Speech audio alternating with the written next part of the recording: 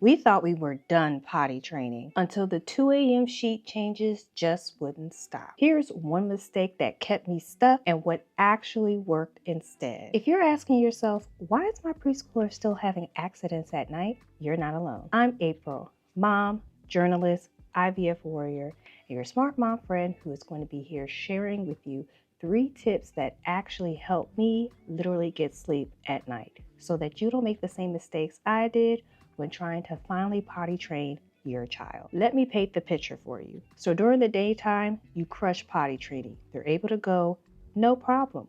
Win-win. But at nighttime, oh baby, that's a whole different beast. Some nights he'd be dry, and I would think, yes, he finally got it. Then bam, 2 a.m., wet sheets, full reset, and you feel like you have to start all over again. Honestly, I blame myself.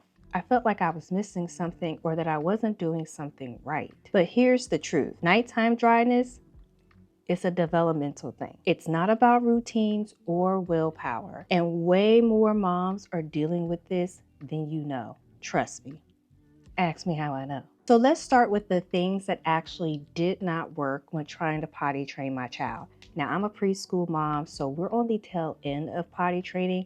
So I'm reflecting on the things and mistakes that I made. So if you're in the thick of it, you don't have to make these same mistakes. The first mistake I made was thinking cutting off water early would prevent my son from peeing in the bed. I thought if I cut off drinks by 6 or 9, he would not pee.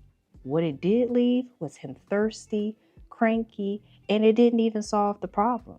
Them kids keep a lot of water in them systems. The next thing that my husband and I would try to do is dream peeing. And if you never heard of that, I'm about to break it down to you right now. Dream peeing is when you are picking up your child while they're asleep. Let's say they're like halfway in, halfway out, and then you take them to the bathroom because you think that they're going to use the bathroom.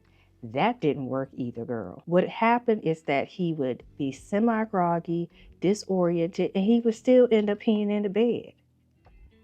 So it didn't even work. Relying too heavily on pull-ups, we were actually in the process of trying to fully potty train. To be honest, once you're in the potty training stage, they start to leak. They're not providing the full coverage that we need for our child anyway. What it did do was make myself and him overconfident that if he just put this on, he wouldn't have any accidents, and that didn't help either. If you're nodding your head right now, girl, it's not just you. Let's face it, some kids don't actually master potty training until they're about 6 or 7, especially boys, because it takes them a little longer to get the hang of the whole potty training thing.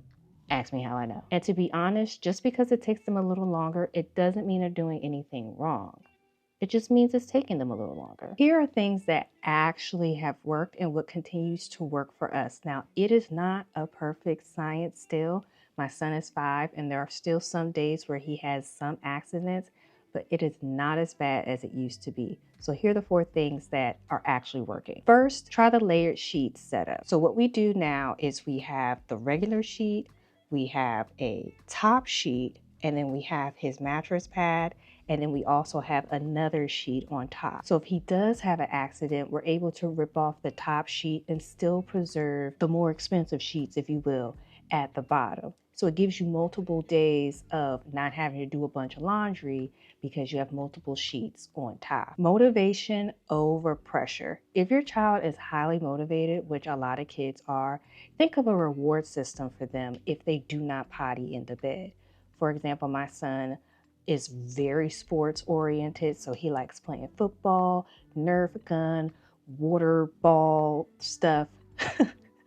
So what will happen is if he does not potty in the bed, we will reward him with something that we know he enjoys. It has really been helpful and it actually motivates him to try to hold it. Or if he is asleep, he will get up and actually go to the potty and then go back to bed. I also let him start taking the lead. As your children are getting older, they're going to start building more independence. So just let your child take the lead. That's what I do with my son.